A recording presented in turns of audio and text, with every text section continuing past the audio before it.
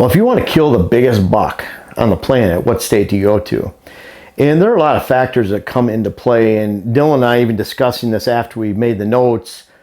We were talking about how things can vary just from location to location. You know, in fact, there's other factors. You get people high grading. So there'll be older bucks in the area, but all those typical 12s or 10 with a drop tine or stickers were shot when they're 2 or 3 years old, so they don't get to that age. We'll talk about that in a little bit. Some of those little variables that come into even from neighborhood to neighborhood. But so there's a lot. But one of the things that we get to see is traveling around the country is, I don't know if I've been to a client where I haven't seen some trail cam pictures. Other than, you know, of course, it's the first time on the property new. But even then, a lot of times, the neighbor shared this with me. So we get to look at a lot of bucks. And we were just talking about, you know, I go to client properties that'll show me typical 12 points. Literally just 6x6. And I was talking to Dylan's been hunting with me since 2016. And so we sit an average of, 10, 15, 18 used to be times. A lot more. Unfortunately, now it's a little bit more spread out. But I think we're going to get more this year. This year sounds pretty fun. Yeah, we already have, as in tomorrow even. Yep. So, oh, yeah. But out of all these times, all the trail camera pictures that we've seen in Minnesota and Wisconsin, and we have a lot of cameras out, have hunted multiple properties in Wisconsin and our big property in Minnesota, I don't remember ever seeing a typical 12. I'm going to look back because I may remember one. If there's been one, it's been one. Yeah. Oh, but no, you know, you can leave it in. But it's only one. Yeah. Yeah, and that's since I've been hunting Wisconsin since 2002. So we're going back a long time. I don't remember seeing one. And we'll go to client properties where they're showing us pictures of typical 12s as a 2-year-old. So a little bit different when you have that head start. But we get to see a lot of trail cam photos. So we go around the country, we get to see, and it's surprising how many states have really good buck potential, big buck potential. Let's look at some of the things that I think deer need to have. They need to have, these are signs more. Let's look at it that way. Ag land is one of them. So if you're in an ag-rich area, that helps.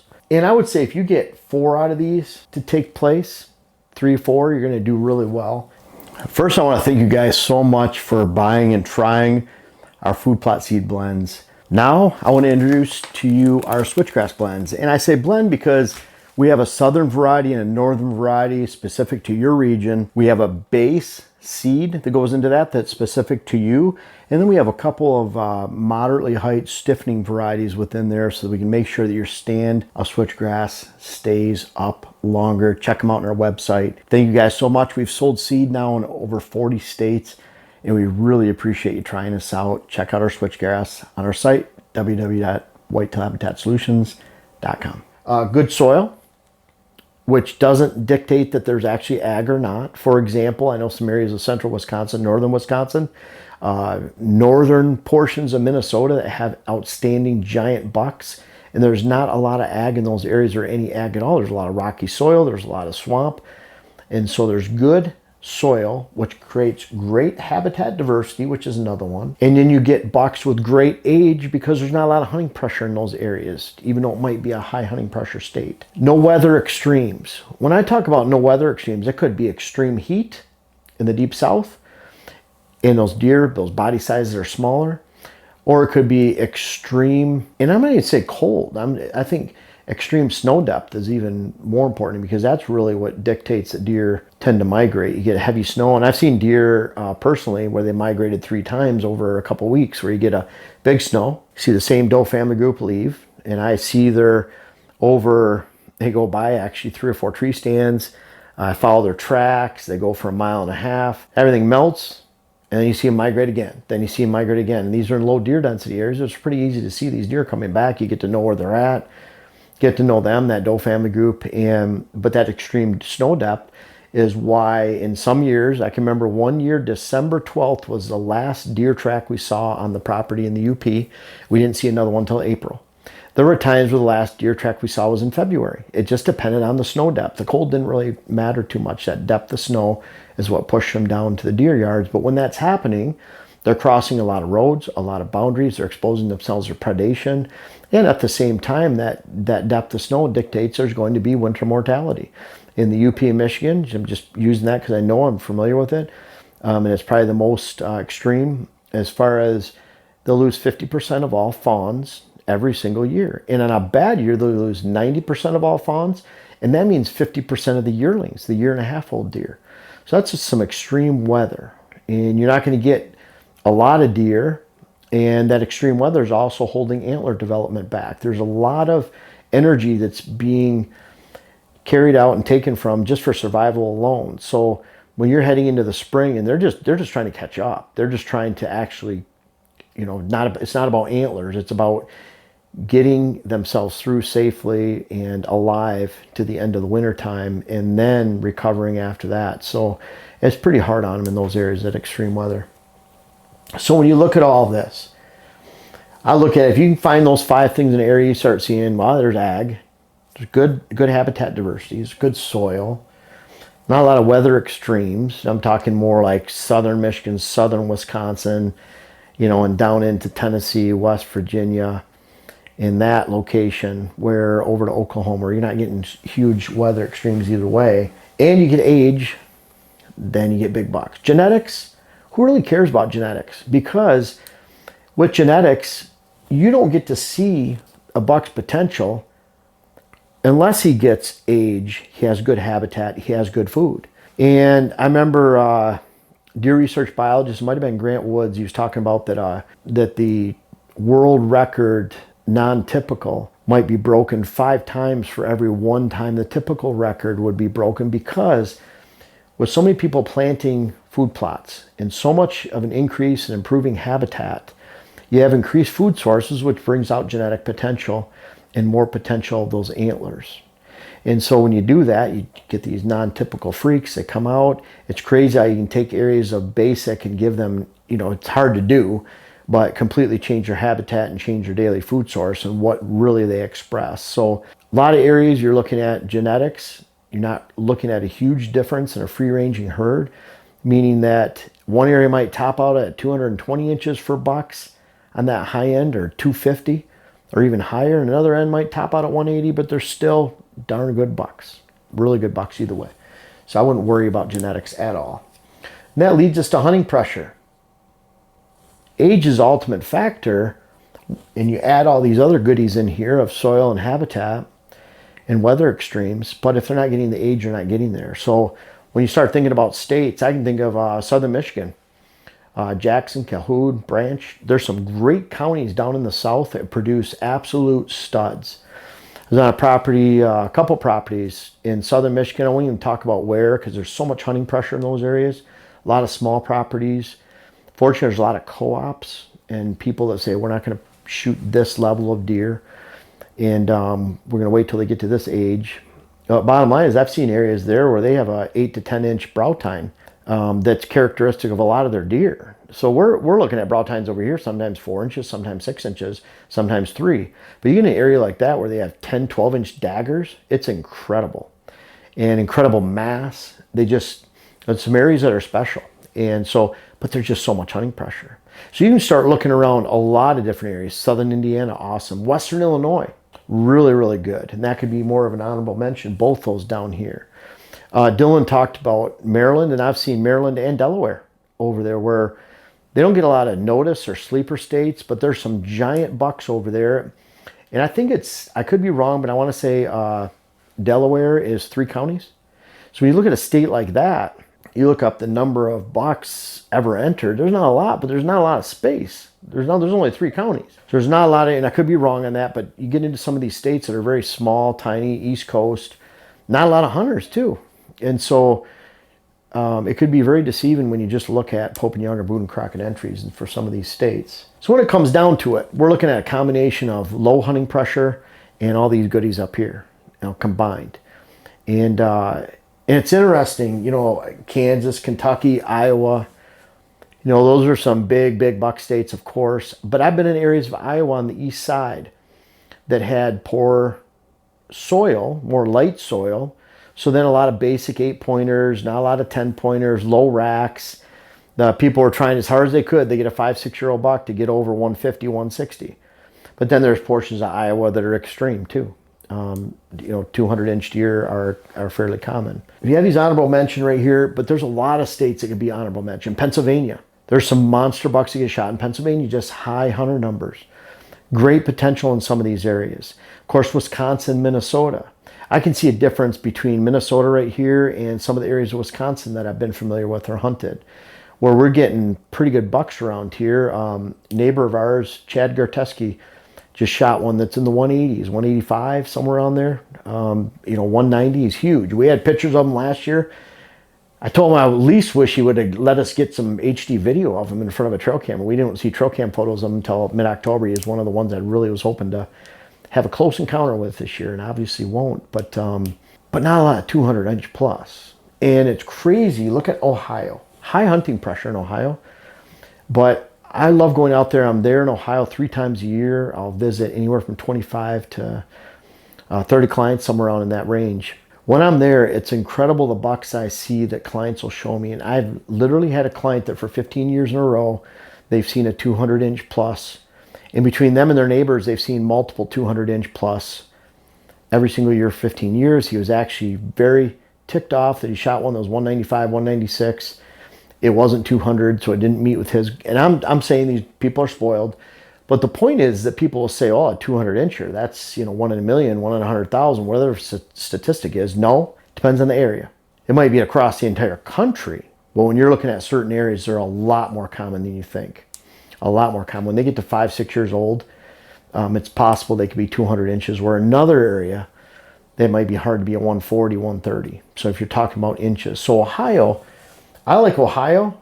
It's one of the craziest areas I've seen with giant buck potential, but it's limited by hunting pressure. It's got everything else going for it. And you could see a world record coming out of Ohio easily because if they get to that 5, 6-year-old range, they have that opportunity to be giant. I've personally seen a 254-inch non-typical in Wisconsin when I went to a check station.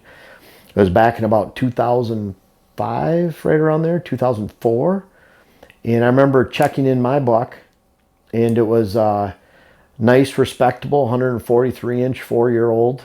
And it was, I was happy I shot that buck. It was a long time ago, and I'd be happy with it now. But I compared it to that 254 that was on the other tailgate at the gas station. It made mine look pretty small. But, and that was in a special area in Wisconsin too, and we'll even see that local to local. But get the hunting pressure the same as Kansas, Kentucky, and Iowa, and that Ohio jumps up way, way in my book to either top 1 or 2. Dylan and I were kind of debating these before because you can make a case for probably 10 states. But Dylan, what's your ultimate choice? Iowa. You were pretty clear. Iowa, for sure. Yeah. It's just the way that they manage. That's the only reason I would say they're the best state for big bucks. Because it's so tough for non-residents to get a tag. I have a tag this year. It took me 5 years to get that tag. Yeah. So, I mean, you can imagine walking into a state like Iowa and knowing that your hunters are obviously, your out-of-state hunters are obviously that dedicated. They're likely there for, those more mature animals. Yeah, they're not coming out for something small. And you're not experiencing that same level of out-of-state hunting pressure either. Sure. And even in Iowa, though, you see those disparities between one area and another as far as top end goes. But yeah, overall, it's hard to beat. And that's why a lot of hunting personalities move there. Because they're not going to make a name for themselves in Pennsylvania necessarily or New York. But they can go down and move to Iowa and shoot some big bucks. And for me, it'd be tough. Kentucky, I've seen some crazy antlers. Just giant growth. I believe in like a state like Kentucky in the hills next to ag land. We even see a difference when I go down there and hunt with Salt River Outfitters for a couple of years. Main outfitter I've ever been to. Been there twice, and it was really a cool experience. Went down there with the HuntWise group. And it was interesting to see even the bucks that were tilted more towards ag land and those tilted more towards forested land. You'd see a difference in potential antler size. And the ones that were closer, probably similar soils maybe, but closer to ag land, more diversity, better soils, and bigger bucks. And you notice that there too. And so I had Kentucky, Kansas. I haven't been to Kansas that much, but Kansas is one of those that is just, and I could say Kentucky too, where bucks are just dying of old age. And they really are. They're big enough and old enough, and they just die of old age. And I was down there at client property in Kansas. It was a new hunter, first or second year. And that first year on the property, and I went down there, And you wouldn't know who he was, so not making fun of him or anything, but he was new enough that he had a Ruger 1022, and his kids were there, and he wanted me to show him how to load that Ruger 1022. He was unfamiliar with guns to that extent, that a Ruger 1022, and didn't understand how to load and fire that gun. So I showed him, and that was one of his first years hunting ever. I think he'd been exposed the year before.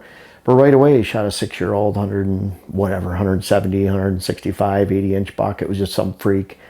He just popped into a land being a new hunter and going in there and shooting. And I'm not saying it's that easy. It's just saying that there are old bucks and locations like that people can tap into. So I don't know what would be second for you, Dylan. I like where you're at here, honestly. Like, I think this is a great area, but obviously it really helps in this locality that you have the larger parcels and, at least perceived lower hunting pressure. Right. Yeah. And it's crazy. Like I'm okay with bucks that top out in the 180s. That's okay. But when I see an area that tops out in the 180s, I see that it's an 8 out of 10. Something like that, because you can see areas that consistently, they have bucks that are over 200 inches. Buffalo County and those areas, now those are heavily managed, but you see bucks top out at over 200 inches regularly. And I have clients that see them almost every year in Buffalo County. But then Dylan and I were talking about too, the high grading, like over in Wisconsin where I hunt, if it's a 12.3-year-old with double split G2s and a sticker somewhere, people are more likely to shoot it than if it was a basic 8. And so a lot of the big bucks that we see that are 5-6 years old over there have basic 8 frames. Now they turn into some freaks at 5-6 years old, pretty cool. But when you're starting at basic 8, I have a 7-point that I shot that grossed right around 149. Had some stickers and kickers, but it was a basic 7-point, and that was a big 7-point. I think it was a 22.5 inside spread. So really cool buck. It just didn't have the points. And it probably got that way because it was a 7-point. So anyways, best big buck state, really depends on where you live.